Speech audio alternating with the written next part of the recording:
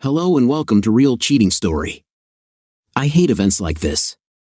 I feel like a spare part while all the influential people are mingling and congratulating each other. Caroline, my wife, is busy talking about her charity. I've already met the local MP, and then there's Roger Dewey, the local head of Children's Services. If he lays a hand on her again, I swear I'll confront him. The only reason these people are here is because Caroline is doing so well, and they hope to claim some credit. They make me sick. The problem is, I also make myself sick. Look at me, a college lecturer teaching engineering. I settled for a secure position and a good pension, and I hate myself for it. Before the company went bankrupt, I was the top man for control engineering. Then came the crunch, and it was a matter of either moving away or taking a job at the college. We couldn't disrupt the children's education, so I opted for a secure salary and pension. 10 years later, the children are at university, and I'm still here. Meanwhile, Caroline has embraced her new freedom and shown the world what she can do. Caroline always said I was the clever one, while she downplayed her own abilities. I knew differently, she was smart in her own way. Caroline was an organizer and a persuader of people. She trained as a nursery nurse but was wasted in that role.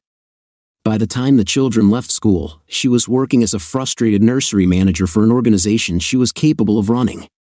When the manager resigned, I urged her to take on the role. She had the ability but lacked the confidence, so I did my best to give her that confidence. I wanted her to fulfill her true potential because that's what you do when you love someone. She had given her all for us, and now it was her turn. I didn't realize it would consume her life, leaving no room for me. Okay, I admit it, I'm jealous. Not of her job because it's better than mine, but because it gets all her time and attention, leaving nothing for me. I don't resent her success, I'm proud of what she's achieved. It's just that it's ruined our plans.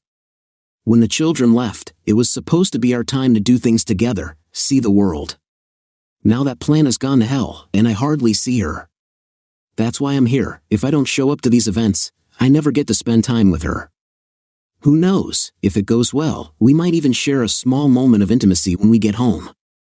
We take our seats for the presentation ceremony. Caroline waves as she makes her way up to the stage. I move to the far side of the room and can just see her take her seat in the wings next to that troublesome figure from Children's Services. I watch Caroline go through her speech. Until recently, she would have asked for my help, but I have no idea what's in this speech. A local radio celebrity steps up to the podium and outlines the agenda for the evening, and the room becomes quiet. Caroline is up for 2 awards, one for her organization and one individual. I sit through the first part, waiting for the non-government organization's awards. We've known for months that Caroline's project had won this award. She was even asked who she wanted to present it. Like a fool, I suggested the head of Children's Services. It doesn't hurt to get these people on side, I told her, before I found out what kind of person he was. Now we come to the organization that has made the most progress in childcare, said our Master of Ceremonies. Presenting this award is the head of Children's Services for Welfordshire, Mr. Roger Dewey. People applaud, but not me. This guy is unpleasant. He's only been in the job for 6 months and already has a reputation. He's talking about how the organization rose from the ashes, but that was 2 years ago, and the council he represents was part of the original problem. Someone has briefed him well, though. He tells us who the winner is, and Caroline steps forward to receive her award. He walks back to his seat, and I wait for the speech. Normally, I'm as familiar with the speech as she is. I'm her trial audience and advisor. But this time, I have no idea what she will say. She looks back at Dewey, and he nods to her. Almost immediately, I sense something is wrong. She's talking politics, discussing the problems caused by the government's funding cuts. I've always said that the people you criticize today might be in power tomorrow. I glance around the room and see uncomfortable faces. Now she's thanking people, the trustees, the nursery managers, the caseworkers. She looks back at him again and says, "Last but by no means least, I'd like to thank Mr. Roger Dewey. Without his help and support, we would never have made it this far." I ask myself what help and support he provided. This award was decided before he even took the job. Why is she thanking him without even a mention of me? I was the one who helped her handle a hostile committee that wanted to shut down the project. She sits down, and he places his hand on her back. He moves his hand across her shoulders and then lower down her back. This isn't a congratulatory gesture from a colleague, it's more personal. Suddenly, everything is clear: the late-night meetings, the weekend conferences, and the fundraising trips to London, all explained in an instant. I get out of my seat. She's making no attempt to stop him until our eyes meet. I have no idea what expression I'm wearing, but it can't be pleasant. Her mouth falls open in shock, and she gasps before shaking herself and continuing to speak, while Dewey quickly withdraws his hand. I make my way to the aisle and walk out of the room. Once outside, I throw up in a litter bin near the door and lean against the wall, gasping in the cold night air. I consider my situation. It can't be true, not my Caroline. But deep down, I know it is. I've been teaching for 10 years and have learned something about body language. His hands were clearly indicating ownership. What do I do now? Do I go back in there and pretend nothing happened? Can I look at Caroline without seeing Dewey's inappropriate behavior? What about him? Can I resist confronting him as soon as he comes near me? Going back inside is not an option. I need to think, and I can't do it here. Where's my car? Finding my car keys, I press the unlock button, and the lights flash in response. Sitting in my car, I feel somewhat insulated from the problems outside. I start the engine and head home. I can think there. Caroline has another award to come, so she'll be busy here for at least another hour. I'm on the road before the arguments in my head start. "What are you doing?" asks a voice in my head. "You can't be sure there's anything going on. It's not like you caught them in the act." But I know what I saw. It was obvious, but there might be a reasonable explanation. Yes, he was too familiar with her, but is that enough? As I drive down the hill toward the bridge, I reach a crossroads. Two cars are approaching. The first car slows to turn left, and the second car attempts to pass, but there isn't enough space. I react too slowly. The car tries to pull back in, but I hit its rear end, knocking me sideways. The impact triggers the airbags, and I can see nothing. There is another impact, and everything goes black. Blue lights are flashing outside. I reach for the door, and a sharp pain shoots through me. I can't move. It feels like I'm pinned to the seat. The door is pulled open, and a stocky man in green overalls stands before me. "Hello, mate. My name's George. I'm a paramedic. What should I call you?" "John." "Okay, John. Let's see what we've got here." He gets out a flashlight and looks around, then opens the rear door and checks inside. "John, mate, I'm not going to lie to you, we're in serious trouble here. There's a tube from the bridge that's come through the car, through you, and into the seat. I'm going to call the fire and rescue service to get you out." George leaves me, and I wonder how things could get any worse. In a few minutes, he returns and talks to me while we wait. More blue lights signal the arrival of the fire and rescue team. George goes to talk to them and then comes back to me. "Well, John, I hope you're not too attached to this car because they're going to have to cut you out of it. The car's a write-off, but we'll get you out." I nod, and George starts to move out of the way. "George, are my legs all right?" "Yeah, mate, they look fine. It's just that I can't feel anything down there." His cheerful expression fades, and I realize I'm in serious trouble. They cut the car apart, first the doors, then the roof. The floodlights make everything too bright, and I see the tube sticking out of my abdomen. George reassures me, but the process is slow. As they cut through the tube, I'm surrounded by people, and someone injects something into the back of my hand. Everything fades to black again. I wake in a brightly lit room. My throat is dry. Caroline is here, still wearing the dress from the presentation. She has her back to me, the same back Dewey was touching. I'm lying on my side, propped up by pillows. I search for water but can't find any. "Water," I croak. She turns at the sound of my voice and rushes to the bed. "Thank God you're all right." "I've been so worried about you," she says, pressing the call button to summon the nurse. "What happened? What were you doing?" The nurse bustles into the room, and Caroline makes room for her. "How are you, Mr. Fletcher?" "Thirsty. Very thirsty. I can't give you any water yet, it might make you sick. Here, suck on this, it will help a bit." She places a small ice cube in my mouth. "It's too cold but soothing. Try not to talk too much. I'll tell the doctor you're awake, and he'll be in to talk to you soon." Caroline returns, her eyes red and tears running down her cheeks. She takes my hand and squeezes it. "When the presentation was over, I looked for you but couldn't find you anywhere. When I saw the car was missing, I had to get a taxi home." "You mean Dewey didn't give you a lift?" I start to ask but struggle to speak with the ice cube in my mouth. I pull it out for a moment. "Why are you here, Caroline?" "What do you mean, why am I here?" "The hospital called and told me my husband was seriously injured. I came straight here. What else was I supposed to do?" I find it difficult to be cruel to her, despite my inner turmoil. "Go home, Caroline. Get some sleep.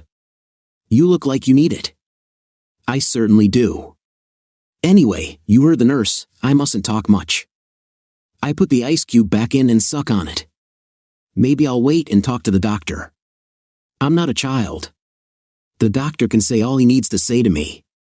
If you really want to do something for me, you can call Bob at the college and let him know what happened. I won't be working for a while. What's wrong, John? Why are you acting like this? I don't know. Maybe it has something to do with being injured.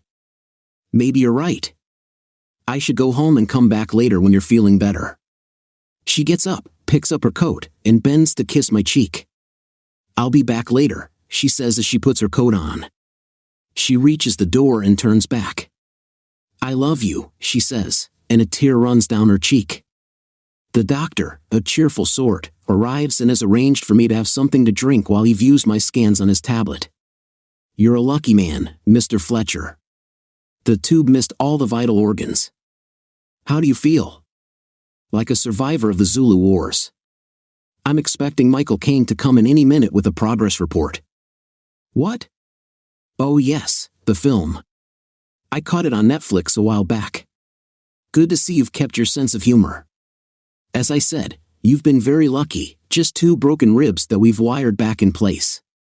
No lasting damage. Then why don't my legs work? His expression changes. His smile fades, and he looks concerned. He uncovers my legs and goes through a routine of tests. He pulls a pin from the collar of his scrubs. Yell when you feel something, he says. I don't see what he's doing, but I can guess. Pull your toes down for me. I tell my toes to move, but nothing happens. Now up, he says. I send the command again, but my toes remain still. He covers my legs again and makes notes on his tablet. Okay, it looks like we've got some nerve damage. I don't want you to panic, it's probably temporary. When the ribs broke, they also displaced your spine a bit. We know none of the nerves were severed, but they might be deadened, or there could be some swelling putting pressure on the nerves. We'll wait a few days and do more tests. Not so lucky after all, Doc. You're still alive, Mr. Fletcher. Given the circumstances, I'd say that's lucky. He leaves, and I fall asleep. The nurses come in to make their observations, and I go back to sleep. It's evening now. The nurses move me into a sitting position and administer more pain relief. At 6:30 p.m., Caroline walks into my room. She looks less tired, but her eyes are still red. She smiles as she walks over to the bed and kisses me on the lips. You're looking better. What did the doctor say? He said I'm a lucky man. A week ago, I would have agreed with him. You are lucky. We both are. You survived, and we still have each other. Do we, Caroline? Do we still have each other? This is the first time in months that I've seen her before 9 p.m. She looks down at the floor. I wait for her to come clean, but she doesn't. Instead, she offers a small smile. You're right. I've been neglecting us, but that's all going to change. It's time I got my priorities straight. I'm going to delegate more. They owe me some leave, so when I get you home, I'll take a few weeks off to take care of you. I'm not coming home. Don't be silly. Of course, you're coming home. Who will take care of you? You're not just going to get up and walk out of here. For a second, I wonder if she knows about my legs, but then I realize that even the nurses won't be informed until there is a diagnosis. No, she expects me to be discharged in the next 10 days. My ribs won't let me do much, and I doubt I'll be out of here for a few weeks. But when they do discharge me, I won't be coming home. You see, I know what's been going on between you and Dewey. Her face begins to redden, and she looks away briefly before meeting my gaze again. There's nothing going on between us. Who told you such a thing? He did. Dewey said it just before I left. He said it to me and anyone else who was interested.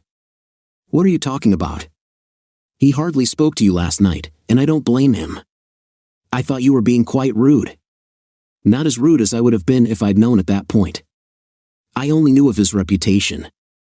Oh no, it was when you were on stage. He didn't need words to make his point. You know what happened, you saw me get up looking angry, but I didn't know you were watching me. Watching? Do you think I wanted to witness you two being close? I admire you and feel proud to see you achieving what I always knew you could. That's how I felt when things started going wrong, when Dewey had his hands all over your back and you did nothing to stop him. I watch her undo her top button and try to cool off by fanning the front of her blouse. Why do they make these places so hot? She says rhetorically, without expecting an answer. All right, he gave me a little pat on the back, but that's surely not worth splitting up over. It was more than that. I know you, Caroline. For you, caressing and rubbing your back can be more than just friendly gestures. The disturbing thing is that he knew enough to do the same things I would. Tears start to form in her eyes. It gives me no pleasure to see her like this. She dabs at her eyes with a tissue and tries to steady her breathing. She wants to say something, so I wait. I was going to tell you last night, when we got home. But after finding out what happened, I decided to wait until you were more able to handle it. I'm so sorry, John. I didn't mean for it to happen. Really, I didn't. I was under such pressure, and I buckled. Are you saying he pressured you? Well, yes, no, sort of. At first, yes. But does it matter? It's over. I told him last night never to touch me again. It was a brief and unpleasant encounter. I made the biggest mistake of my life. Now I'm pleading with you, John, please let me try to repair the damage. We can get past this. I know we can. I wish I had your confidence, Caroline. But the fact is, I don't. I lost my self-respect a long time ago. Finding out I've lost your respect has affected me deeply. You're not the only one who made sacrifices for our family. I sacrificed a good career because we couldn't disrupt the children's education by moving to another part of the country. When they left for university, you started your career again, and we stayed because I wanted you to see how good you are. I can make logical decisions and help with plans, but I could never handle people the way you do.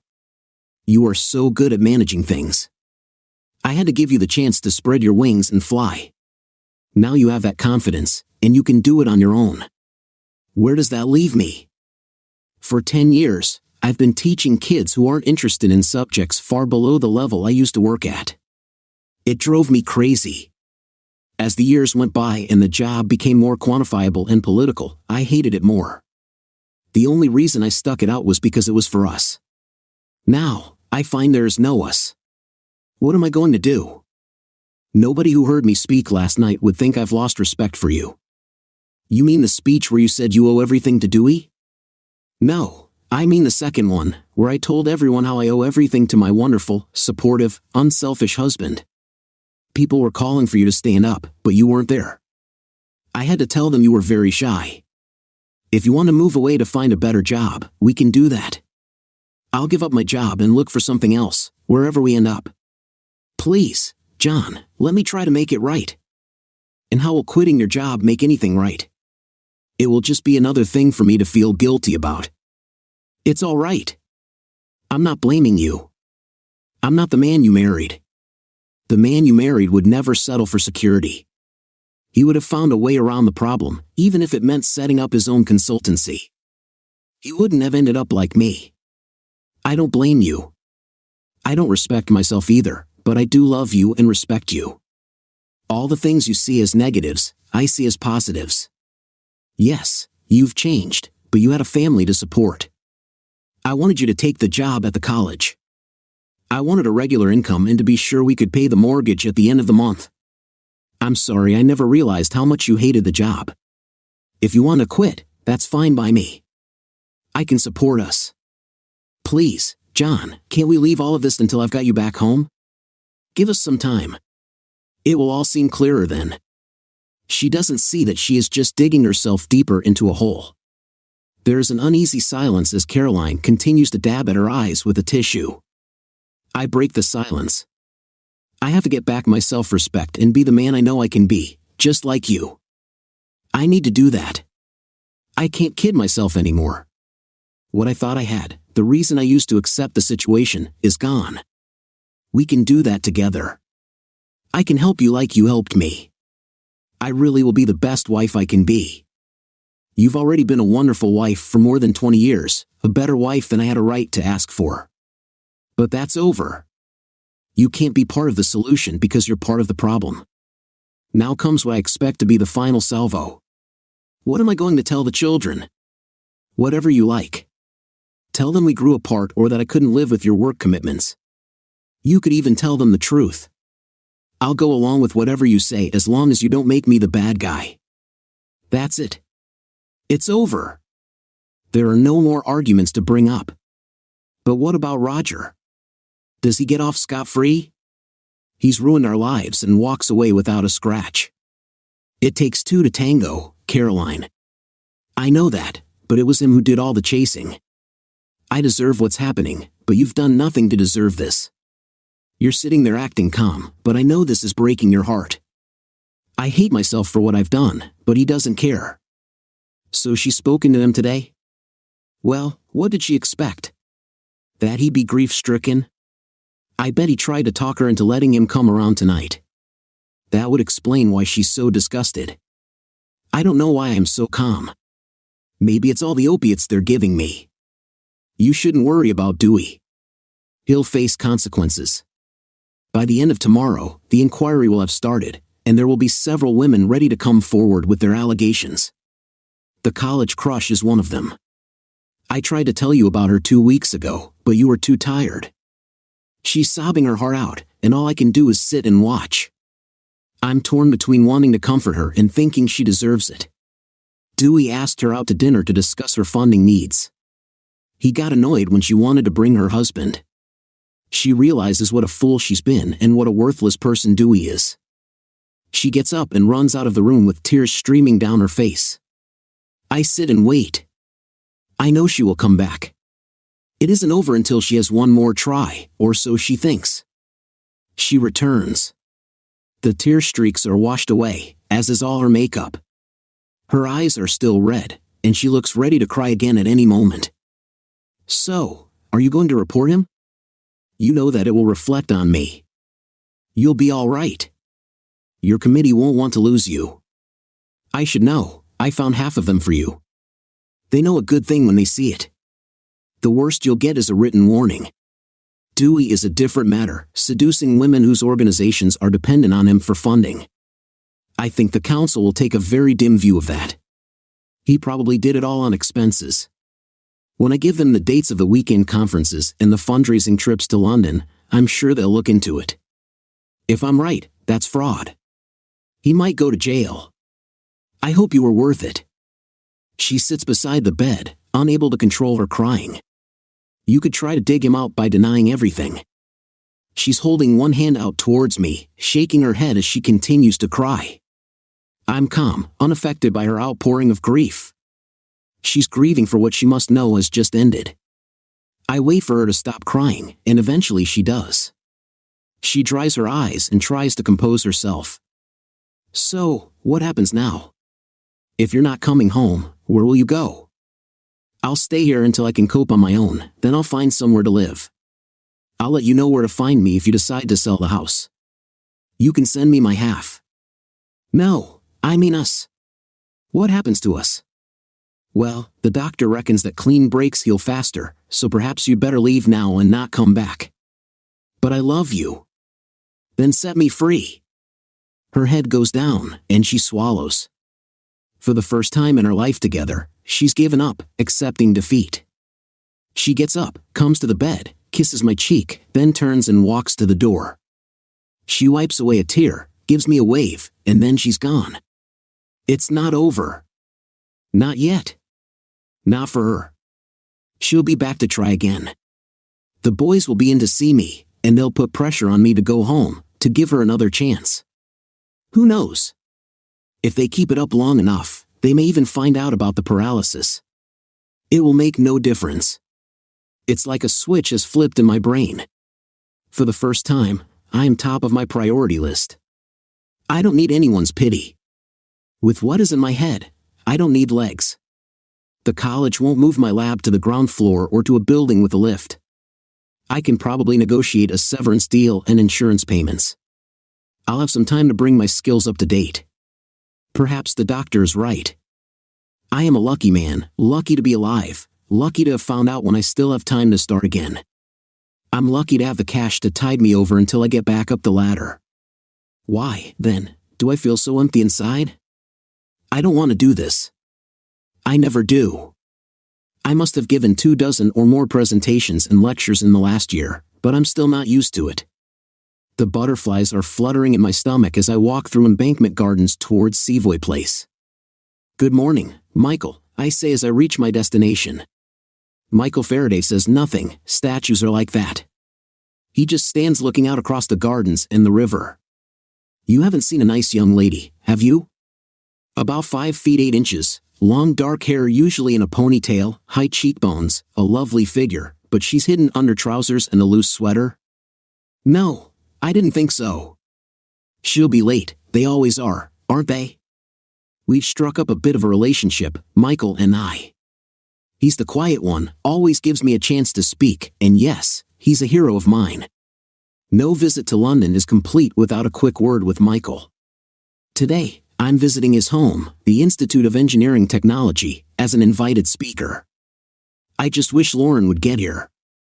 She knows exactly when to start the video and change the slides without me having to tell her. I don't want to brief anyone else. I hope she hasn't missed her train. I say this while the statue remains silent.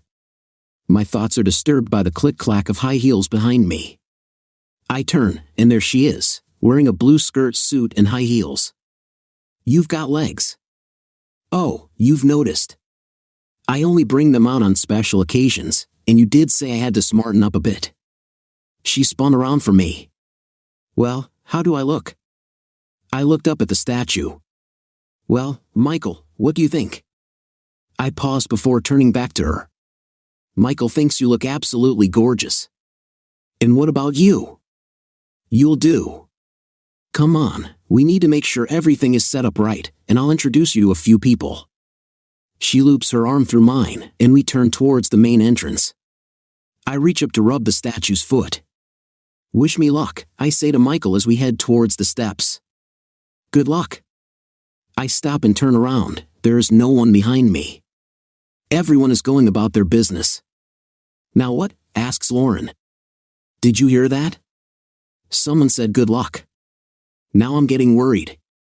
Talking to statues is one thing, but when they answer back, that's something else.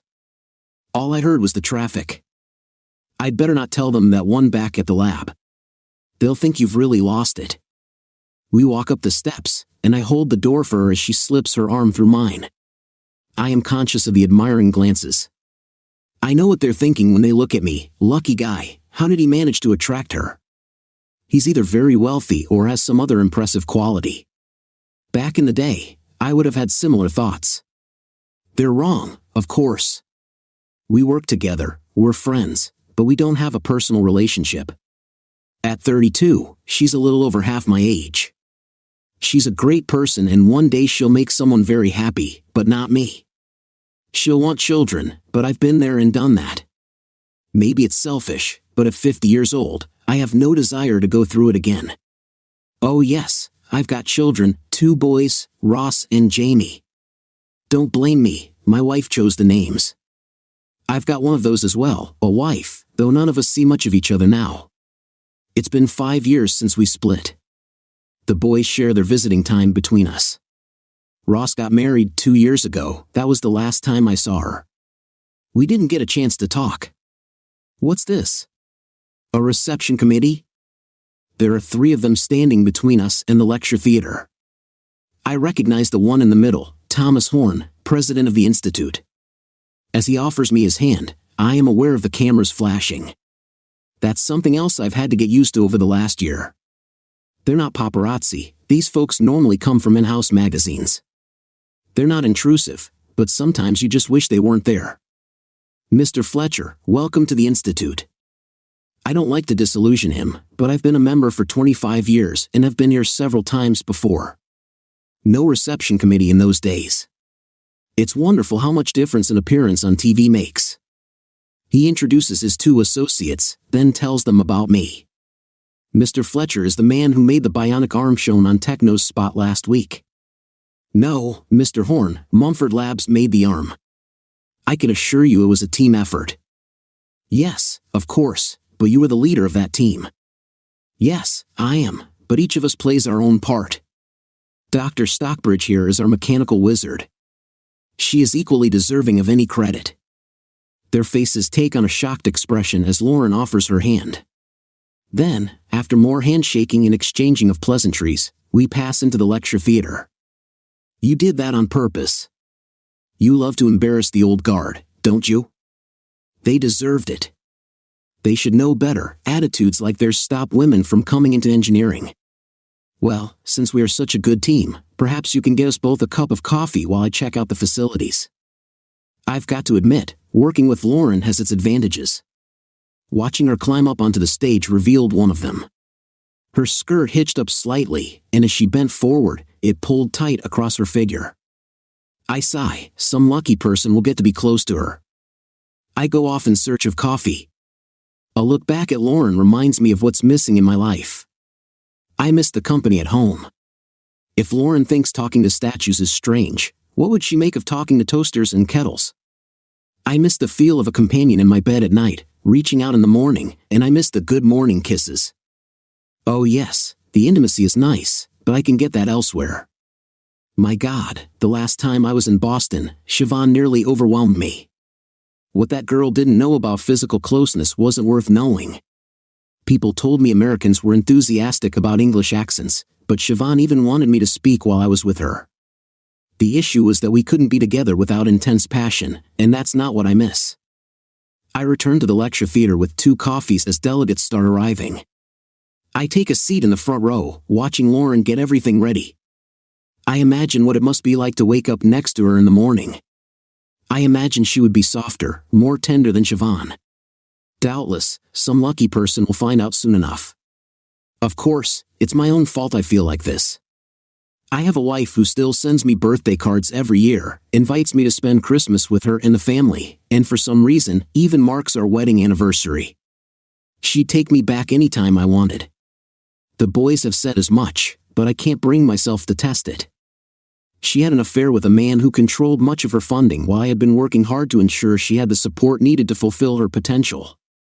She was spending her free time with someone else. I never really gave her a chance to explain. What explanation could there be? I didn't tell her that finding out contributed to my accident. I didn't even tell her I was paralyzed from the waist down. She had to find that out from my boss. I didn't want her pity or for her to come to me to ease her guilt. I went off to university in my wheelchair and started a PhD. When Mumford came along, I put the PhD on the back burner. The doctors and consultants all told me that the use of my legs should come back. However, as an engineer, I work with worst-case scenarios. It came as a big surprise when feelings started to return and the muscles began to function again. 15 months after the accident, I was starting to walk again. A year of physiotherapy later, and no one would believe I had a problem. "Where's my skinny latte?" she asks as she plunks herself down in the seat next to mine. I reach over to the seat on the other side and pick up her cup, passing it to her. "Just white coffee, I'm afraid." She turns her nose up at it. Think yourself lucky to have filter coffee. When I started coming here, the only coffee was instant. She takes her coffee and sips it. The second sip tells me it's acceptable. What are we on, boss? Last spot before lunch. Prime position, so we've got a bit of a wait then, about an hour and a half. We have some interesting papers being presented first. Just sit back and enjoy them. It's our turn now. Lauren and I take the stage. My paper is devoted to the control system we developed. However, I know from experience that we will get questions on every aspect of our limb development. I introduce the paper, and Lauren runs the video. Some people in the audience understand how difficult these things are when we show our subject holding a wine glass in his bionic hand and tipping it up to sip. I hear a few audible gasps. I describe the multi-layered system of control and take them through the way different problems are handled, and then it's over, and we are fielding questions. I can see Lauren is really getting into it as she fields questions on weight distribution and power transmission. Then comes a question that surprises me. Why did you give up teaching? For a moment, I'm stunned, but then I come back with, because I was a terrible teacher. It takes a particular person to be good at teaching, and I'm not that person. The first bit causes a titter from the audience, but they soon calm down. You weren't that bad. You got me into university, and now here. I'm sorry, it's a bit dark in here, sir. What's your name? Daniel Reynolds. Ah yes, I remember you, Daniel. Perhaps we could have a chat at lunchtime. The MC tells them this is the last question, and her voice rings out over the PA system. Dr. Fletcher, it is Dr. Fletcher, isn't it? Where did she get that from? I hadn't attended the ceremony and told hardly anyone. Yes, as a matter of fact, but it's of no consequence. Lauren's face takes on a surprised expression. Even through the theater PA system I can recognize her voice. What makes you give up on a project? I know the significance of the question, even if the audience doesn't. For the first time, I'm struggling for an answer. Lauren comes to my aid and snatches up the microphone. He never gives up, he just files them away and waits for the situation to change. The questioner comes back for one last try. So what needs to happen for you to go back to a project you previously abandoned? As Dr. Stockbridge said, we wait for something to change. We review projects both active and dormant at regular intervals. If something has changed that makes the project viable, we reopen it. Sometimes a member of the team might show us we were wrong to shelve it in the first place. The MC announces that lunch is served, and the audience leaves. I turn to see Lauren giving me a curious look. Dr. Fletcher, when were you going to tell me? I didn't want to make a fuss. People might think I was trying to compete. Don't be daft. Nobody at Mumford cares about things like that. I'm glad you finished it, but I'm curious as to why. I hate loose ends, and the people in America thought it would give the lectures a higher status. It really is no big deal. It seemed to be important to someone. Who is that woman? She's my wife. For some reason, she wants me to know that she's been keeping tabs on me. Your wife? And you didn't know she was going to be here? We're estranged, I think that's the word. What I don't understand is how she got in here. This event is supposed to be closed to members and their guests. She's ambushed you, hasn't she? I nod and feel her arm around my waist. We could turn the tables on her by going out to lunch. No, the brief is that we spend lunchtime networking. Lauren finishes collecting her things and then takes my arm. Come on, Dr. Fletcher, let's get some lunch.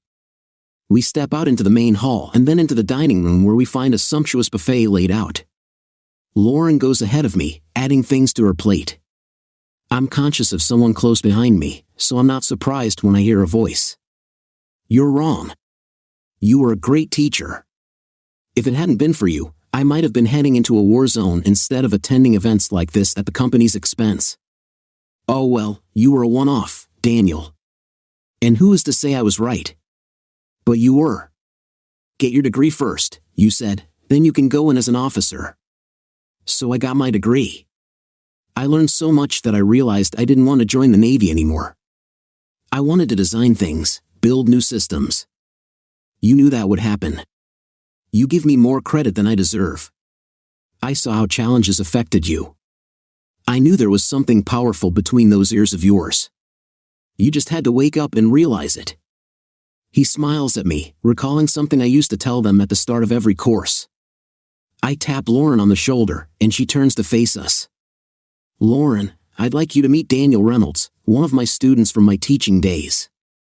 Dan, this is Dr. Lauren Stockbridge, my colleague from Mumford Labs. Lauren offers her hand, and Daniel shakes it. He gives me a knowing smile. I was going to ask if you fancied a beer tonight, but I guess you've got better things to do. I'm sure we'd love to have a beer with you tonight, wouldn't we, Lauren? Only if we can start in the Savoy. I want to be able to say I've eaten at the Savoy Hotel. I won't tell them it was only bar snacks. Daniel laughs and immediately agrees, leaving to get back to his lunch. Lauren stands before me, looking as good as I remember. She's put on a little weight, but only in the places that enhance her appearance. I stand there just taking her in. Her hair is perfect, makeup just so, and she's wearing a pale green skirt suit that shows off her legs, which I've always admired. You're looking well, John. You're not looking so bad yourself. For a moment, we just stand there looking at each other. What are you doing here, Caroline? I came to see you. I thought perhaps if I asked in person and gave you plenty of notice, you might be able to spend Christmas with us this year. Lauren is shaking my arm.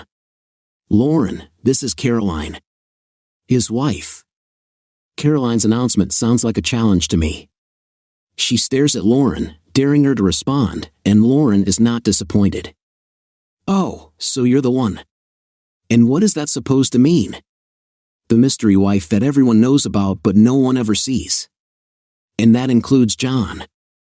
I admit Lauren's reaction takes me by surprise. Normally, she is my calming influence, but now she seems ready for a fight. If you'll allow me, ladies, I'll finish the introductions. Caroline, this is my friend and colleague Dr. Lauren Stockbridge. Lauren picks up on my tone of voice and makes her excuses, leaving us. I look at Caroline, and for a moment, all the old emotions come flooding back. Even now, after 5 years, I still want to embrace her. Perhaps that's why I cut myself off from her for so long. I fight the urge to hug her and try to remain calm. What is it you want from me, Caroline? What I really want is you. But for now, I'll settle for a chance to talk. We never really talked, did we? People are starting to gather around. It happens a lot these days. Ever since the media got interested in the arm, I rarely get to finish lunch. Everyone wants to talk to me, but not here, not now. Caroline, how about tonight? Maybe we could have dinner or something. Her face lights up the way it used to when we were first married. That would be lovely, thank you. Okay, meet me in the bar of the Savoy Hotel about 6:30. She reaches out and touches my arm. Thank you, John. I'll look forward to it. Her eyes convey that she really means it. She turns and walks away. Dr. Fletcher, says the man standing by my left shoulder, it started. I'll be lucky to eat much of the food on my plate. Across the room, Lauren is talking to a young man I don't recognize. She notices me looking and rolls her eyes. Oh dear, there's another young man wasting his time. I finish my wine and eat half the food on my plate when they call us back in for the afternoon presentations. I find my seat, and Lauren slips into the seat beside me. She didn't stay long. I thought you had stuff to talk about. We do, but this isn't the place. I'm sorry. I plan to take you out tonight as a sort of thank you, but now I'll be taking Caroline instead. She puts her hand on top of mine.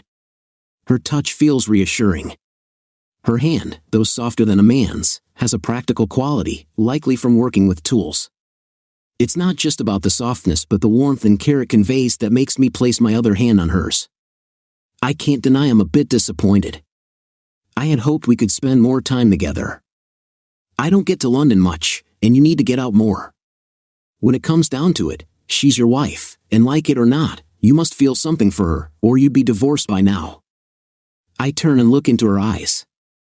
If you knew the conflicts going on in my head, you wouldn't say that. It's just easier to see the right thing to do when you're not involved. Thanks, I say, patting her hand before turning my attention back to the stage.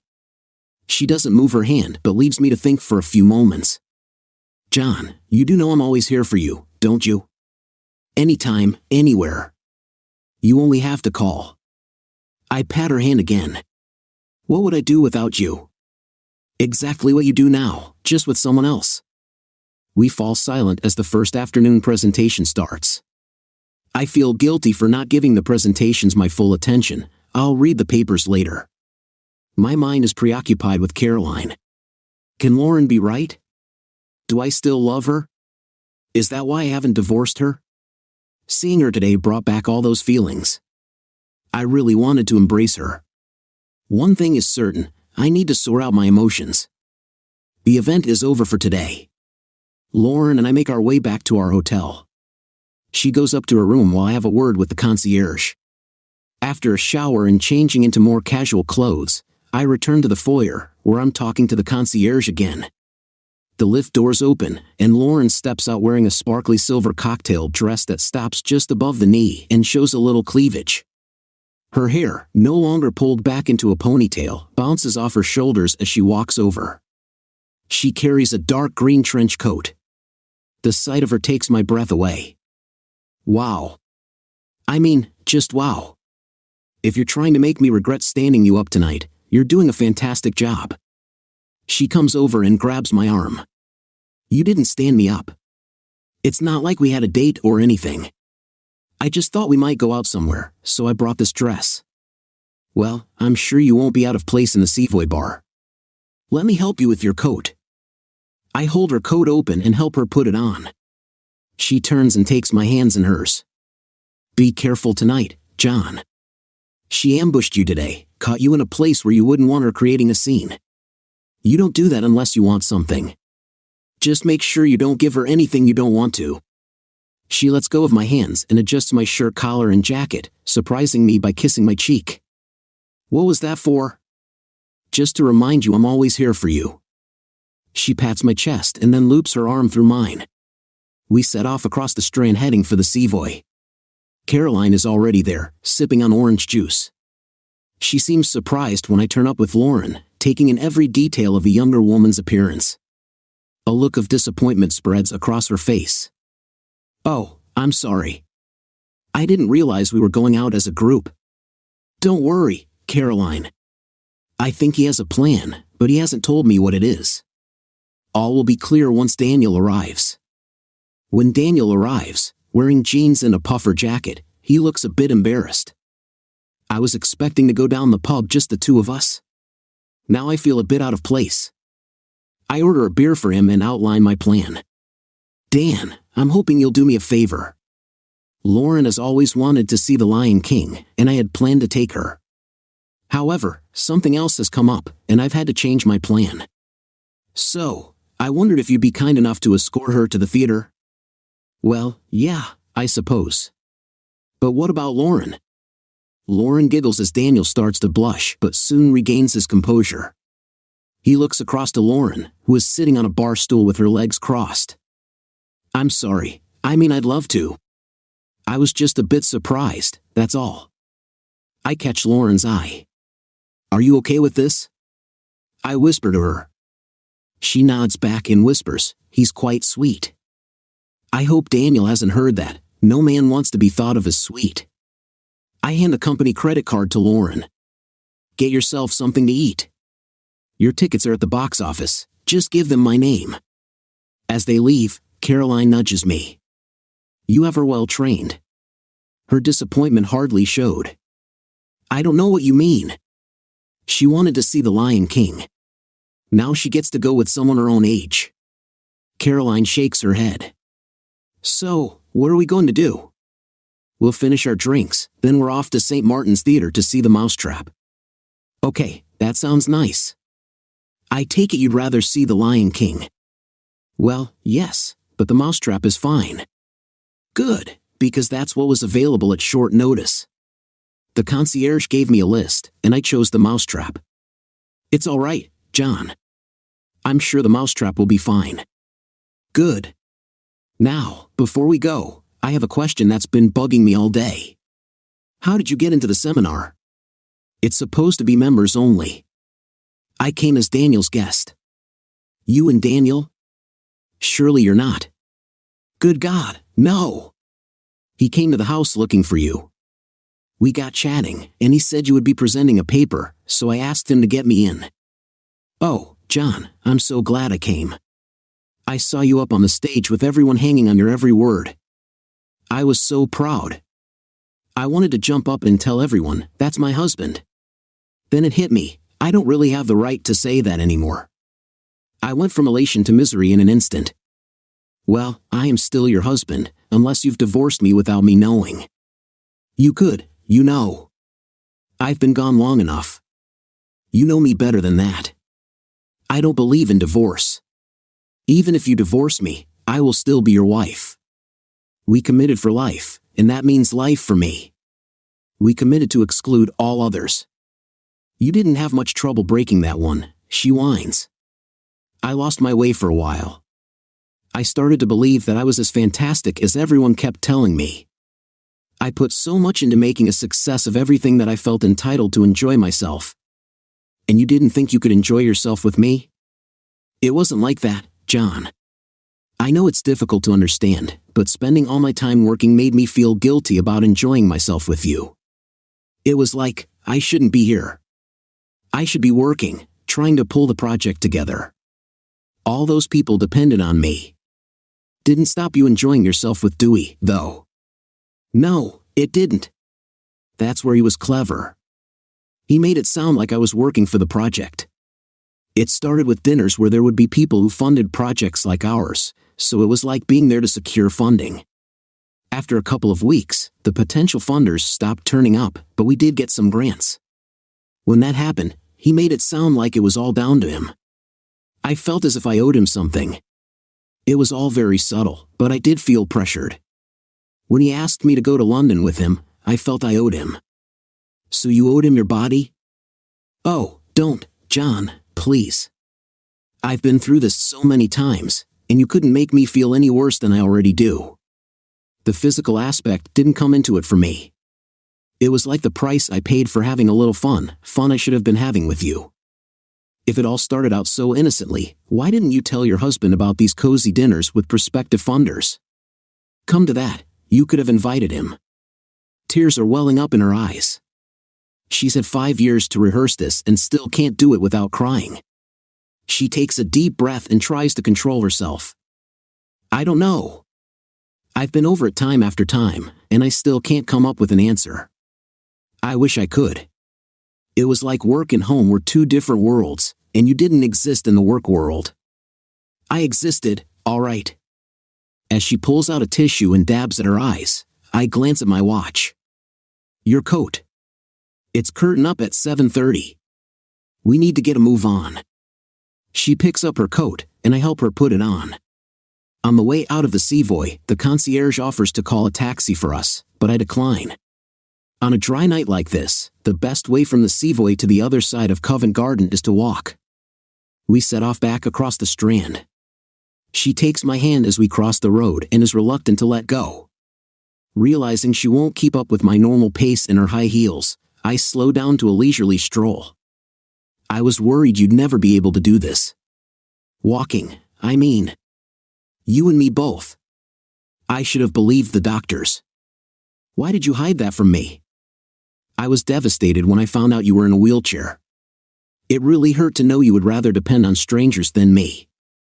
I didn't want you fussing around me out of guilt or pity. If you'd known, it would have taken a police presence to keep you away from me. It wouldn't have been guilt or pity. Well, perhaps partly out of guilt, but mainly out of love. Is it so hard to believe that I love you? At the time, Caroline, yes it was.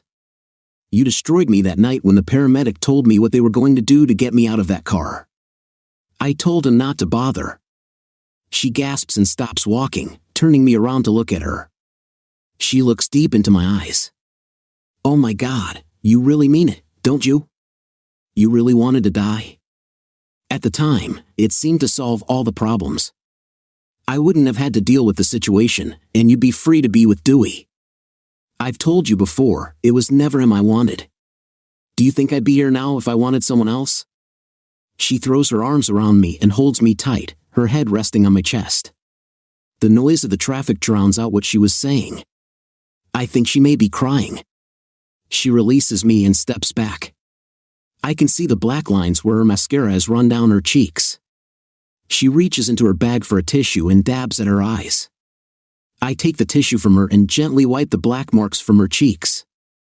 I think we better stop talking about this for now. Maybe after the theater, eh? I smile at her, and she tries to smile back. We walk on into and across Covent Garden. She points out a large, grandiose building lit up against the night sky. What is that place? The Royal Opera House, I say. What? I'm surprised Dewey didn't take you there. It's very impressive. If you think the outside is impressive, you should see the inside. I attended a function there a few months back. I thought they should be represented, and it fell to me. She cuddles up to my arm as if I've impressed her somehow. We walk onto the theater, and I collect our tickets with 10 minutes to spare before curtain up. I must find the ladies' room. I need to do some running repairs, she says. She leaves me in the foyer, and I kill time looking around, waiting for her return. She always likes souvenirs from trips to the theater, so I buy her a program. When she comes back, it's 2 minutes to curtain up. She sees the program, and her face lights up. She kisses me on the cheek, and we hurry into the theater. People grumble about having to get up for us to get by as we reach our seats. The house lights go down, and we sit. I put my hand up on the armrest. She covers my hand with hers and gives it a squeeze. As the stage lights come up, I look at her. It feels like I've gone back 10 years, before Dewey and before her job took her away from me. We are a happy married couple enjoying a night at the theater. I get that warm feeling in my chest just looking at her, and I realize it doesn't hurt anymore. I remember her putting her job before us, her affair with Dewey, even the night when I finally knew what was going on. Yes, I remember it all, but it no longer hurts more than the pull that went through my guts. I can talk about it without wanting to throw up or burst into tears. What I feel when I look at her now is affection. She catches me looking at her and manages a small smile before I turn my attention to the play. By the time the house lights go up for the interval, we are both engrossed. I offer to fight my way to the bar for her.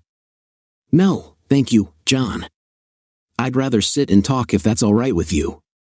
Fine. What do you want to talk about? Let's start by talking about you. How have you been? Oh, up and down. I was down when I thought I'd never get out of the wheelchair, but the university was good to me. Because of my industrial and teaching experience, they gave me work supervising labs and classes. Then there was my research. That's how I came into contact with Mumford. They told me I could work for them and work on the PhD part-time. I'd only been with them for 6 months when the feeling in my legs returned. They must think a lot of you if you can do all of this on expenses. Daniel and Lauren's meal and our hotel rooms are on expenses. I'm paying for everything else. I'm not on a lecturer's salary now. Is there really that much money in prosthetics? The arm and the walking exoskeleton are mainly for headline grabbing. It gets Mumford noticed, and the research is all funded by the type of people who invite you to the Royal Opera House. They'll make money on them, but their main business is in control systems. I've got a great contract that allows me to go on lecture tours and pocket most of the fees. The arm has generated more demand there as well. I spent 6 weeks in America this year. What about your personal life? Are you happy? Is there someone in your life who makes you happy? I might have known that question was coming. What do I tell her? That I'm as happy as a pig? Or do I tell her the truth, that I spend all my time working to avoid spending time in my empty house? I decide on a compromise. Yes, I suppose I'm happy, though I don't have time for a personal life. No, there is nobody special in my life at the moment. A few women passed through, but none I've wanted to start a relationship with, not even Dr. Stockbridge. Good God, no! Whatever gave you that idea? You seemed so close, and although she hides it well, she was disappointed when you told her of the arrangements tonight. We are friends and colleagues. I'm old enough to be her father. She'll be much happier with Daniel. Tonight, I'd better change the subject or I'll end up telling her I get more attention now than I did 5 years ago. What about you, Caroline? Government inspector now, I am told. How do you enjoy that? I don't. I'm being asked to check that kindergartens and nursery classes are doing things I don't believe to be right. Then, in the reports, I'm supposed to defend the inspector's viewpoint. How do you defend the indefensible? So why take the job? Well, you were right. The committee just gave me a rap on the knuckles, but things were never the same. There was no publicity when Roger was fired, but word got around. People who used to be friends stopped calling. Then I heard a rumor that I'd abandoned you because you were crippled. I just wanted to get away, to work with people who didn't know me. The inspector's job was offered, and I took it. Now I know how you felt doing a job you hated. I hope you're not blaming me for spreading the rumors. I didn't tell a soul. She takes my hand in both of hers and kisses the back of my fingers. The thought never crossed my mind. It's not your style lurking in the shadows, whispering in receptive ears. If you wanted to say something, you would make sure I knew it was you. Oh no, it was probably a secretary in the town hall. That's how these things usually start. And anyway, that's all over now. So, what are you going to do now? That's part of what I wanted to talk to you about.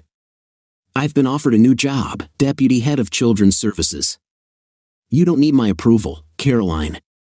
Take the job. It will give you a chance to really make a difference, and there are few things worse than doing a job you hate. Well, I do sort of need your approval. You see, the job is in Cambridge. We'd almost be neighbors. I won't take it if you find it embarrassing. Take the job, Caroline. Apart from work, I don't spend much time in Cambridge. Her voice drops to a whisper, as if she's frightened to voice what she has to say. I rather hope that if I took the job, you might spend more time in Cambridge. Yes, I see it for the plea that it is. I'd expected it to come much earlier and be far more blunt. She was waiting for a response, one that at this stage of the game I don't want to give her. Right now, I don't know how I feel. I want her. I know that every time I look at her, I want to wake up next to someone. I want someone to be with in the evenings and weekends. I want someone to talk to over the breakfast table. I want to tell her I'd like that very much, but I don't. Instead, I pretend not to hear her. The bell from the bar tells us that the performance will restart in 5 minutes.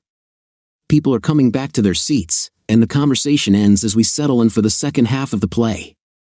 After the ovation, the cast appears and asks us not to reveal the plot. Then we leave. There's a really good pizzeria up the road.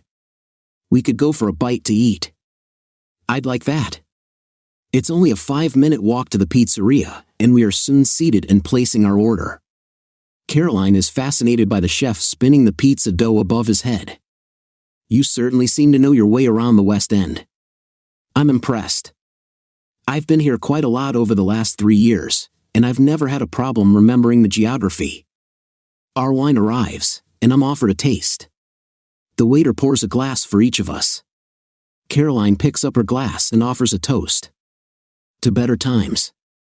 I'll drink to that, I say, and we touch glasses. So, Caroline, you've asked me about my private life. How is yours? There used to be someone, but I drove him away 5 years ago. Since that day, I've been waiting for him to come back. I've had periods of doubt and despair, times when I thought it was never going to happen. During those times, I have allowed myself to be entertained by members of the opposite sex. There was never anyone special, certainly no one I would consider a serious relationship. Our food arrives, and it surprises her. You can get pizza all over the world, and for many people, pizza is pizza. But there is a big gap between the best and the average. This is one of the best, she says, impressed. As we eat, we talk. I know it's going to hurt her, but I need to tell her about the women in my life. I can't make the same claim as you. I've not lived like a monk these last 5 years. It surprised me how many women were happy to be with me. I hold my left hand up, showing my wedding ring still on my finger. For some women, this doesn't mean a lot. It was thoughtless, really. I hadn't meant it as a jab at her, but I can see that it hurts just the same. We finish our meal, and they bring the coffee, a good Italian blend. This normally means the end of the evening, and I start my end-of-date speech. Well, Caroline, it has been a surprisingly pleasant evening. But she reaches out and covers my hand with hers. Come back to my hotel with me. I want to show you something. I couldn't resist a little snigger before replying. Do you really think that is a good idea? Haven't I seen all you have to offer? I'm being serious. I brought something with me, and I'd really like you to see it. Please, John, come back with me.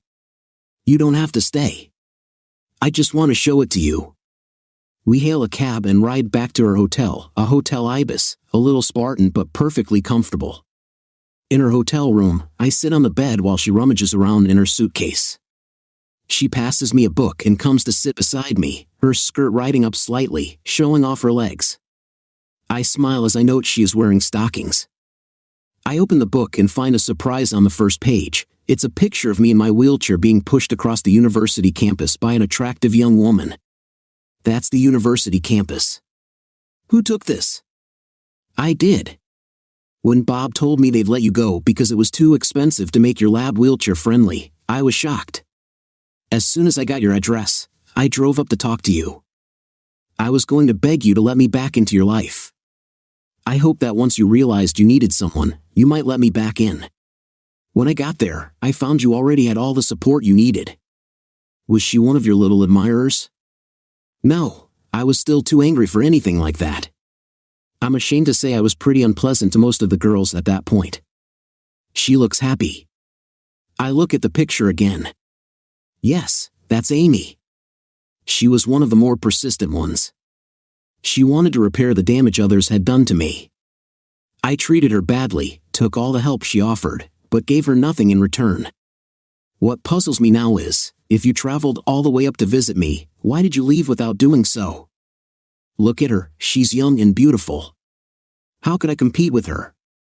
Look at the pair of you, you are both so happy. My nerves failed me, and I could see you didn't need me. I cried most of the way home. I turned the page, and there are 2 pages of a paper I had written. It ended up being part of my thesis but was published separately. There's a photo of me in the chair, wearing a robe and gown. Where is that? In the cathedral. You were there for a graduation ceremony? Right. The administrators had pressured me into attending. They thought it showed them in a good light to have disabled members of staff. You were there? No, I bought a CD of the ceremony, and Ross pulled that picture from it. Following that, I found pictures on Mumford's website. As I flick through her album, I see it holds details of everything I've achieved in the last 5 years. The final page shows a picture of me with Joe Brinsley, the presenter of Techno Spot. Is she as pretty in real life, you know, without all the makeup? I would say prettier. She has a nice natural beauty and she's good company. You went out with her? Yes, we had dinner together after the recording. I found her very friendly and good fun, though not my type. She nudges me playfully. Yeah, you wish. I happen to know she's happily married to you and Griffiths. I don't think you stand much chance against an international rugby player. As I said before, for some women, a wedding ring doesn't mean a lot. Oh my God, you didn't? No, I didn't. I can't do that to someone else just because someone did it to me. I don't care if she claims to have an open marriage. Her eyes show that she's been hurt by what I said. I feel guilty. I hadn't thought about it before. I put my arm around her shoulders and hug her. What made you do all this? I ask, looking down at the book. In a strange way, it made me feel closer to you. It was like I was sharing some of those things with you. If you were so desperate to be with me, what took you so long? I tried at the wedding 2 years ago, but you ran away as soon as the speeches were over. You couldn't get away quick enough. I had a plane to catch. I know that's what you said, but I'm sure you could have arranged things for your son's wedding. I did, but my flight got canceled. The only thing available was Saturday evening. So you weren't trying to avoid me? No, I'll be honest. I wasn't looking forward to seeing you, but I wasn't trying to hide. I had an information exchange meeting at 9 a.m. with our partner in Boston. She gets off the bed and kisses my cheek while I sit looking at the book. I've got to go to the bathroom. She disappears into the bathroom. I'm completely taken aback by the amount of stuff she has in her album. How did she get all this? Has she been stalking me? I call out a question to her, but she doesn't answer. I realize that she probably can't hear me. The bathroom door opens, and I turn around. Her appearance takes me completely by surprise. With one hand on the door frame and the other on her hip, she stands there framed in the doorway. She's wearing a red teddy. Well, how do I look? Breathtaking. She starts to walk towards me, swinging her hips as she moves. Not in the same league as Dr. Stockbridge. I wouldn't know. I've never seen her in anything less than what you saw tonight. Caroline stands in front of me as I sit on the bed. She's still a good-looking woman. It is all I can do to stop myself from reaching out to her. She drops down to her knees and takes my hands in hers. In case you hadn't realized, this is an invitation. I'm completely yours if you want me. I know what I want, but what about you? She pulls my hands and holds them against her body. It can be just for now, just for tonight, or for the rest of our lives. Everything you see here is yours to do what you will. I love you, John, and I want you to love me again. I let you down and I let myself down, but I've paid every day of the last 5 years, missing you in my bed, knowing that you'd shut me out of your life. At times, it was only our 2 sons that gave me the will to carry on. I've seen everything you've achieved, and it hurts not being able to share it with you. Please, even if it's only for tonight, be my husband again. Make love to me. She stands and, placing one knee on the bed, eases my jacket off my shoulders. What's this all about, Caroline? You said you'd like to talk, but this is a full-scale seduction. What's going on? She kissed me. I wanted you to know how much I want and miss you, John. I've been aching for you ever since I saw you get up on that stage this morning. She hugged me tight. Is this what I've missed? Having her so close to me, it feels so right. There is a lot more if we are together, she said softly. I realized she might see intimacy as the way to win me back, but I questioned if she truly understood me or had listened to me at all. I gently separated myself from her. Caroline, we still have a long way to go, but it's a start, isn't it? She wrapped her arms and legs around me, pulling herself in close. Maybe, Caroline, that's all I can say. Take the job and move if you want. I can't promise you anything. She pulled herself even closer. I've got to go. Can't you stay a little longer? I'll treat you to breakfast before you leave. No time for breakfast. I must get back to my hotel, get packed, and be back at Savoy Place by 10 o'clock. She held onto my arm. Stay with me, John. We have so much to talk about. I need you, John, more than I ever did. Please stay. They'll find someone else. You don't need to be there. Caroline, people are depending on me. You must remember what that's like. I've never let anyone down before, and I'm not starting now. She tried to hold on to me as I walked out of the room. John, we need to talk. Promise me you'll call. I'll call you, but I really must leave now. Down on the street, I hailed a cab and returned to my hotel. I slept well that night but woke up late. Glancing at the clock on the nightstand, I realized it was 8:30. Good God, is that the time? I thought. I had to go, and with 5 minutes to spare, I settled into my seat and sighed with relief. I guess you had a good night, said Lauren as I sat down. If you're asking if I slept with my wife, no, it did not happen. I was sleeping in my room. Apart from that, I think the evening went well, but now I'm having second thoughts. What about you and Daniel? How did you get on? Well, she said, giving me a coy look, then giggling, he was sweet and a perfect gentleman, if you must know. You were the main subject of conversation. I think you're his role model. He accords you the status you give to Michael Faraday. Well, he'll never find a statue of me out front of the building, I laughed. He told me a lot about you as a teacher. He says you were a great teacher. Do you know he spent 3 years working on a problem you set before he left college? Did he find a solution? He said he did. He was laughing about it, mentioning something about a chip being programmable. Oh, so he did solve it. He was angry with himself for not considering that possibility. Daniel was one of the few. There was a group of them, all highly motivated. They all did well. I really don't want to talk about teaching. It was never my finest hour, and I'm not going back. No one expects you to go back, but you talk about it as if it was a period of failure. I thought you should know that your students didn't see it that way.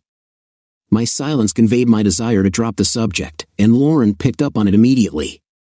Caroline seems nice and quite attractive, really. Lauren, I never thought you swung both ways. Sorry to disappoint you, but Caroline doesn't. She just punches me in the arm. Men, just because I say she's attractive doesn't mean I want to go to bed with her. I can see why men would want her, that's all. Yeah, well, unfortunately, one too many did, and she was too receptive. I've already said more than I intended. It was a relief when the keynote speaker for the day took the mic and got the proceedings underway. We watched another 2 presentations before I was called to sit on the expert panel for the question and answer session. It was good to concentrate on their problems. It took my mind off the events of last night. We wrapped up and sent the delegates away to enjoy the weekend. I stepped down from the stage to be greeted by Lauren. Well done, boss. You sent them away with plenty to think about. Now, I suppose it's time for us to go home. I just smiled at her. What's funny? What have you got planned? Well, I stood you up last night, so I arranged something to make up for it. We're going to Brown's for lunch. You didn't stand me up. I had a nice time, and Daniel was positively charming. Yeah, but I wanted to say a personal thank you for coming down here to help me out. I let you down last night, so I had the concierge book a table for lunch. Come on, no arguments. There isn't going to be an argument. If she wanted to brag about the Savoy, she would definitely want to have lunch at Brown's. We walked down the Strand, and the questions started. So, did you have a good night last night? How long has it been since you last saw her? I last saw her 2 years ago, but we haven't spoken for 5 years. 5 years and you're still wearing your wedding ring. You know she wants you back, don't you? I ought to. Enough people told me, my sons, my friends, they've all mentioned it at some point. Now she's moving to Cambridge. The pressure will increase, and that's what yesterday was all about. She came to tell me she's moving, partly yes. She wanted to know if I was all right with it. She wanted a lot more than that. A girl knows these things. It was written all over her face. Last night, we turned the corner, and I stopped to point across the road to an ordinary-looking building. Voila! Brown's Restaurant. That is Brown's, the place where the Hooray Henrys from the city spend their bonuses. The outside is a big disappointment, she said. In that case, it's a good job we're not eating outside. Come on, our reservation is for 1 o'clock, and people will be waiting at the bar hoping we don't turn up. We crossed the road and walked into the restaurant. In less than a minute, we were shown to our table. Lauren looked at the menu and let out a whistle. I looked at her in surprise, but I knew what provoked the response. I'd expected something more exotic, especially at these prices. That's the lunch menu, I explained. The more exotic dishes, as you call them, are on the evening menu. Are you sure about this, John? I would be just as happy eating in the station restaurant. Of course I'm sure. Nothing is too good for my right-hand man. She smiled and, somewhat playfully, commented on my supportive role. You're the glue that keeps the team together when I'm not around, the one I rely on to get things done. I want you to know how much I appreciate you. We both laughed when the waiter came to take our order. Lauren took her time choosing, and the waiter grew impatient. I didn't mind. I'd been here before. When the waiter left, Lauren seized the opportunity to ask questions. So, that was the mystery wife last night? Yes, Caroline and I are married, but there's no secret about that. Are you kidding? I've known you for 2 years and you haven't mentioned her once. The rumors at work say she's on an overseas placement. They say the reason you spend so much time in the States is because she's out there. I might have believed it myself if I hadn't met a young lady called Siobhan the last time I went out to Boston. She seemed quite familiar with you and didn't wear a ring. I could say it's nobody's business but mine. You could, and if you do, I'll shut up and leave you alone. Ever since she showed up yesterday, you've seemed troubled. I think you need to talk to someone, and I'm offering to be that person." She was right, I needed to talk to someone. For 5 years, I'd refused to discuss it, despite several attempts from others. Caroline had told our sons her version of events, which wasn't that far from the truth. They told me how sorry she was, but I'd always refused to talk about it. At the time, it hurt too much. Maybe now is the right time. Are you sure you want to hear this? You might never look at me the same way again. There are people who think that I behave like a spoiled child. I'll worry about that later. I promise I won't judge you. If you want to talk about it, I'm happy to listen. Okay, where do you want me to start? The beginning is a good place. Where is the beginning? I asked myself. I started by telling her about taking the teaching job to avoid moving the boys out of school. When I mentioned Caroline's new job and the way I supported her, Lauren reached out and squeezed my hand. You must have loved her very much. I did. I'm not sure if I still do. I told her about the fateful night when I saw Caroline and Dewey acting affectionately. Then I described the accident that left me in a wheelchair for 18 months. Do you blame her for the accident? No, I blame the driver who pulled out without looking in myself. I shouldn't have been driving in that state. I would have braked quicker if I had been more focused. Our food arrived, and the conversation tapered off. Lauren was impressed by the food. It wasn't gourmet, just good, and she loved it. After finishing our main course, the waiter cleared our plates, and we waited for dessert. Lauren started the questions again. So, how long has it been since you spoke to her? It's been a full 5 years since we talked, not since I was in the hospital. Some of my friends said it was childish. I didn't tell her about the paralysis. I just told her to stay away. If she'd known, her guilt might have pushed her into my life, and I could have stayed for all the wrong reasons. So you hid it from her and went away? Pretty much. I needed to get away and live for myself for a change. I tried the other thing and it didn't work too well. What about now? You didn't seem that unhappy to see her yesterday, and you never came for breakfast this morning. For the first time, I noticed a look of sadness in her eyes as she talked about the previous night. You don't expect me to comment on that, a gentleman never does. She blushed, realizing she might have pried a bit too much. Our desserts arrived, and we ate them in relative silence. Lauren's embarrassment seemed to keep her quiet. As we drank our coffee, she reached across the table and took my hand. I'm sorry. I didn't mean to pry. I'm only interested because I care about you. Oh dear, I seem to be digging myself further into a hole. Don't worry. I'm still trying to sort it out in my head. It was all right for her, she had plenty of time to plan, she knew how it would go and what she was going to say.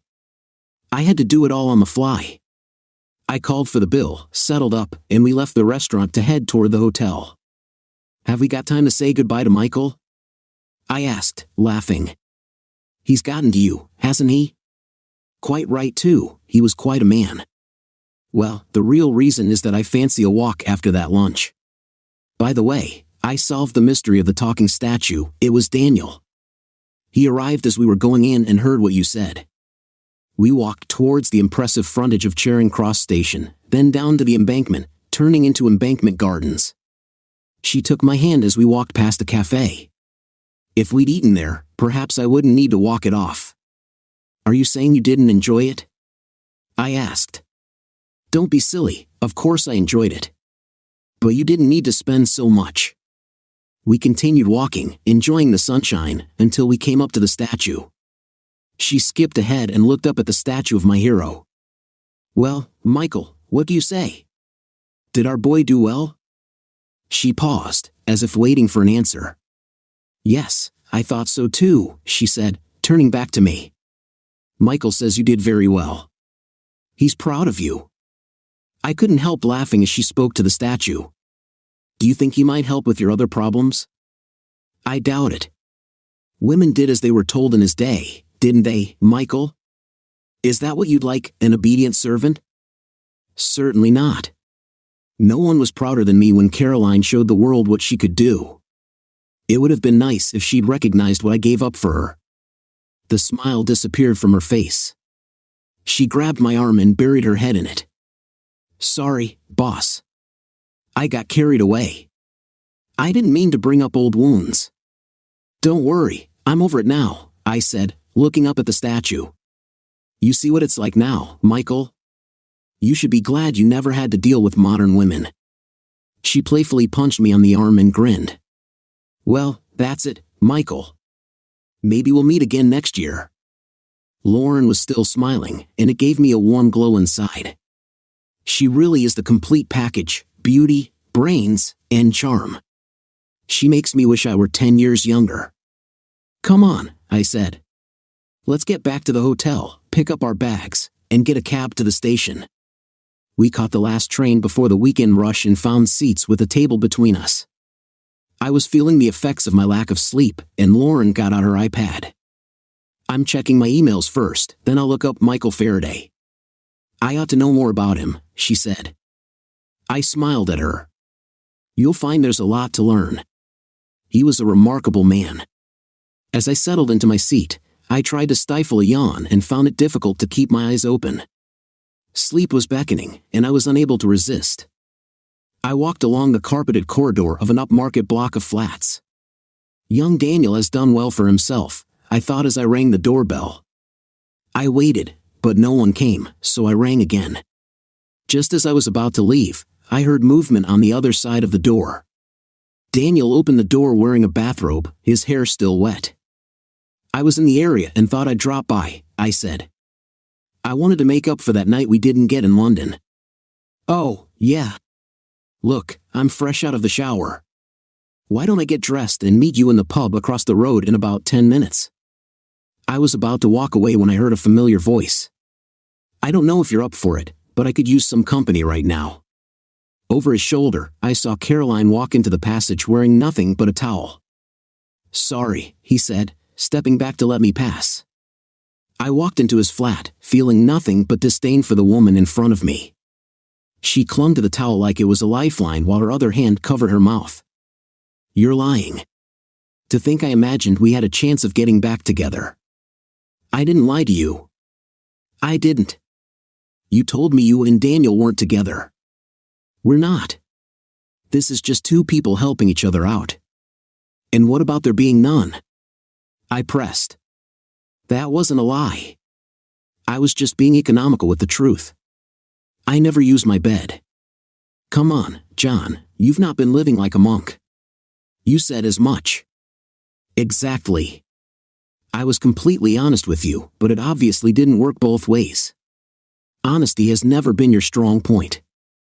She looked in horror as I struggled to pull off my wedding ring. No, John, please. No. Someone was shaking my shoulder. John. John. I woke to find the seat opposite me empty. Lauren was sitting beside me, pulling at my right arm.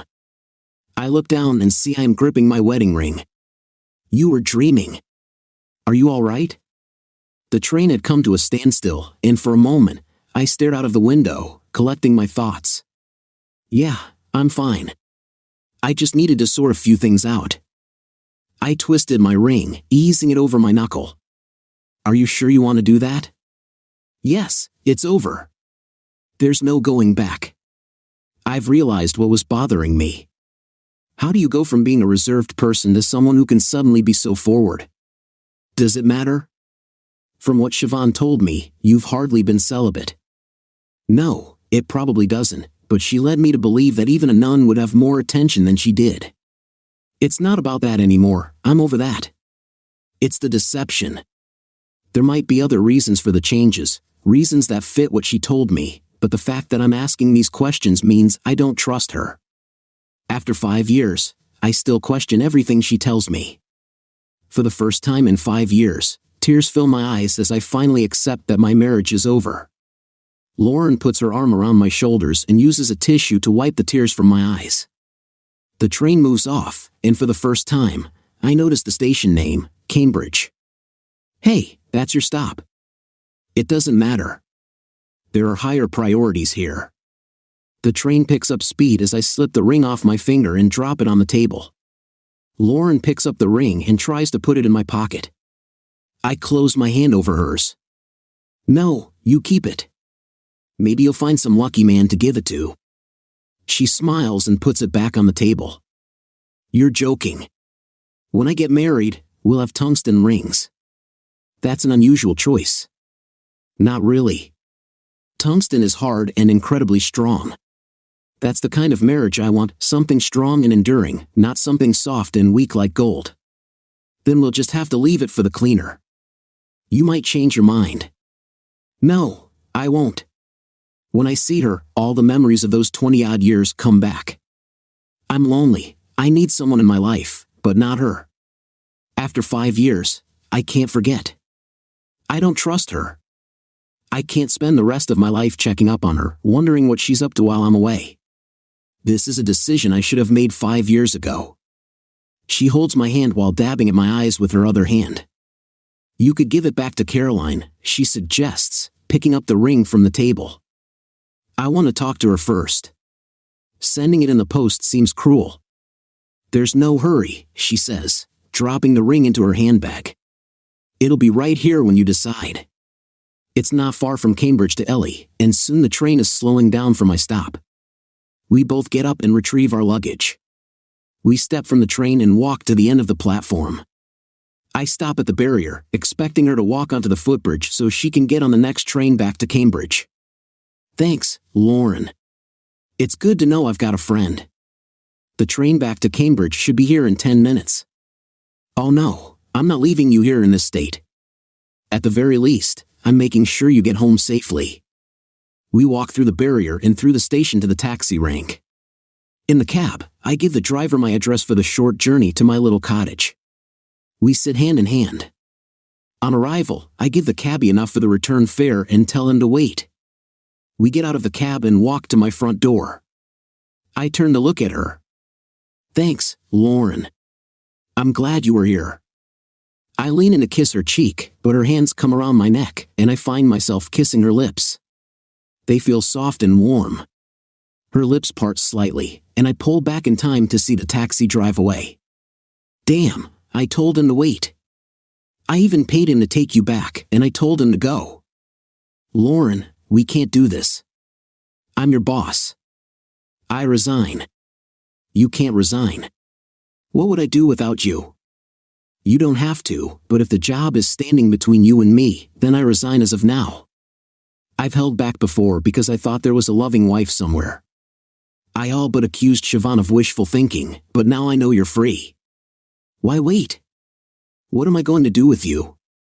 I hope you are going to open that door and let me find out if everything Vaughn said about you is true. I put my key into the lock and then take her in my arms to kiss her. What a kiss! Our lips part, and we continue to kiss, our lips brushing against each other before we finally part. I turn the key and open the door. I hope you're not expecting me to carry you over the threshold. Not yet, but I'm working on that. I hold the door open, and she walks through. As I turn to follow her, I remember the surgeon's words from 5 years ago. You are a lucky man, Mr. Fletcher, a very lucky man. 2 years later, coming down the night before is much more civilized. We should do this all the time, Lauren tells me as she finishes the last piece of toast. My imagination runs wild as I watch her put her fingertips into her mouth and remove the traces of butter and marmalade. Yes, it is, but the company won't always pay for it, and it complicates the expenses claimed if I pay for the extra night. So what's different about this time? This time it's your show. You're the one showing off what Mumford can do. I'm just along for the ride. Since the media frenzy died down, no one even notices me. I know that's not true, but I wonder sometimes. Do you miss it, all the attention? Not for 1 second. I enjoyed working on the arm and the walker, but the media attention was always something I tolerated. We get up and leave the dining room. Soon, we are in the lift heading up to our room. We both have things to do before the seminar, so why are you so restless? You seem like a lost soul. What is it you're looking for? Are you thinking about her? I slip my arm around her waist, pull her in close, and kiss her, much to the amusement of other guests. We're still locked in a passionate embrace when the doors open for us to get out. For what it's worth, Caroline barely crosses my mind these days. You're right, I do miss something since we finished the ARM project. It isn't the media attention, though. I miss being part of something. Since the ARM went into production, they don't know what to do with me. They give me minor tasks and ask me to audit other people's projects. I take out the key and let us into our room. I need something I can really get my teeth into. She smiles at me and lightly touches a small bite mark I gave her the previous night. I think you've been doing enough of that lately.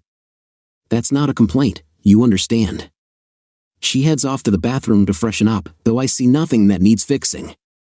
I pick up the offers I brought with me and read them through once more. There's always the university, they seem keen to get you. Why are people so keen to get me back into teaching? I've said before, I'm no good at it. She calls back through the open door. What about the TV job? You keep saying you want more young people going into engineering. What better way to do it than present it on TV?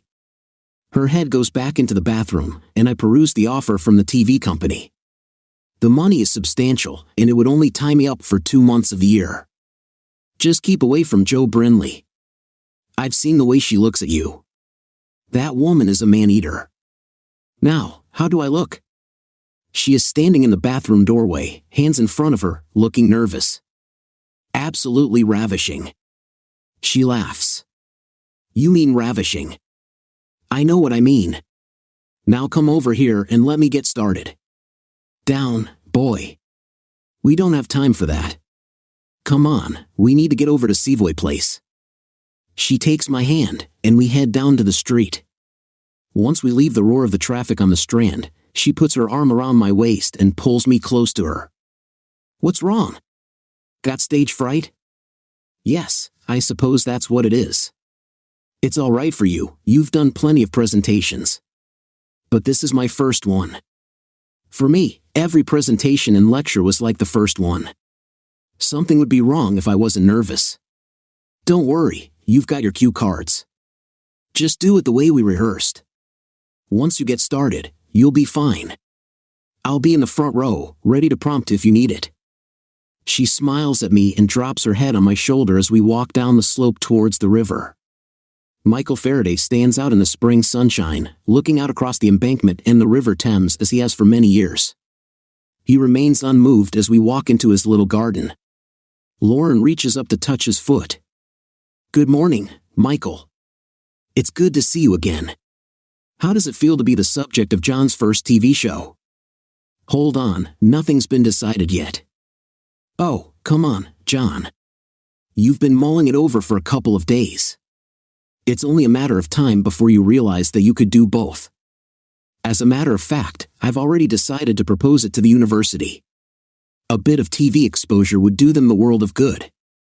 But so far, no one has mentioned Michael. No, but you won't present a series on great British engineers unless Michael's name is on the list. Strictly speaking, he wasn't an engineer, but you're right, he should and will be included. I look up at the statue. You see what it's like with modern women, Michael? You have to run just to keep up. I reach up and rub his shoe. Anyway, she is the one that needs your blessing today. I'm just along for the ride. I pause as if waiting for an answer. Michael says, you don't need luck, but he sends it to you anyway. She kisses my cheek, and we turn and leave the garden. We are approaching the main entrance of the building when a young woman carrying a notebook comes down the steps towards us. Dr. Fletcher? It is Dr. Fletcher, isn't it? I look at Lauren, then down at the tungsten rings on our fingers. Yes, it certainly is. Which one would you like to talk to? Dear listeners, please share your thoughts in the comments section below and don't forget to like, share, and subscribe.